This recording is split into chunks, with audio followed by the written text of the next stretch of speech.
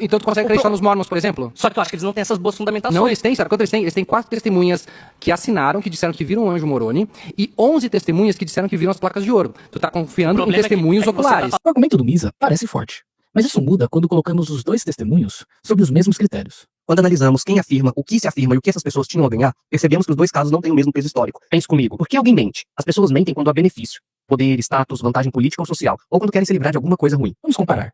Os primeiros cristãos morreram por um fato público verificável. A tumba de Jesus apareceu vazia e eles afirmavam tê-lo visto ressuscitado.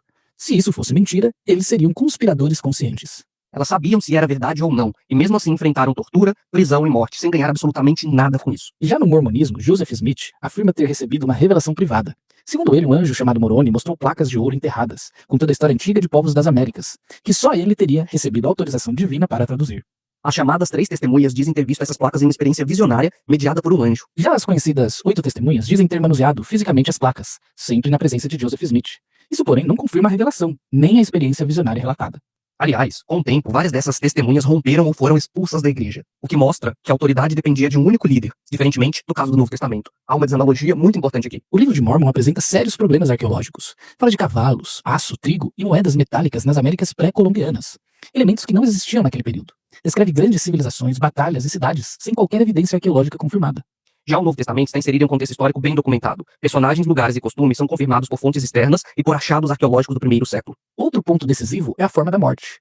Pedro, Tiago, Mateus, Tomé, Paulo, entre outros apóstolos e discípulos, foram perseguidos e martirizados sem qualquer resistência. Joseph Smith morreu na cadeia de Carthage, após ordenar a destruição de um jornal que o criticava. Ele não morreu passivamente, estava armado, atirou contra a multidão e feriu 3 pessoas antes de cair da janela e morrer. O último ponto é a causa da perseguição.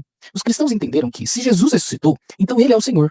Por isso se recusavam a dizer que César é o Senhor. Eles não tinham exércitos, não buscavam poder político e eram pacifistas, no sentido de que eles não reagiam com agressividade, a agressividade que eles sofriam por causa da fé cristã. No mormonismo, havia a Legião de Nauvoo, uma milícia armada e o projeto de um reino teocrático físico, liderado por Joseph Smith. Eventos como o massacre de Mountain Meadows, a ordem de extermínio e o próprio assassinato de Joseph Smith envolvem conflitos territoriais e militares. Agora, volte à pergunta inicial. Por que alguém mentiria? Os mormons tinham potencial de ganho, como poder político e controle territorial. Os apóstolos de Jesus tinham apenas uma coisa a ganhar, a morte.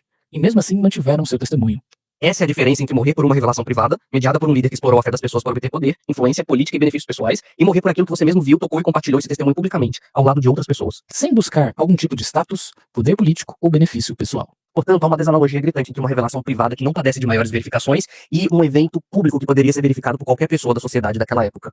Como a narrativa de que haviam guardas no túmulo de Jesus. Ponto é, era um evento público que poderia ser facilmente verificado por qualquer pessoa daquela época, diferentemente de uma revelação privada que apenas um punhadinho de pessoas tinha acesso.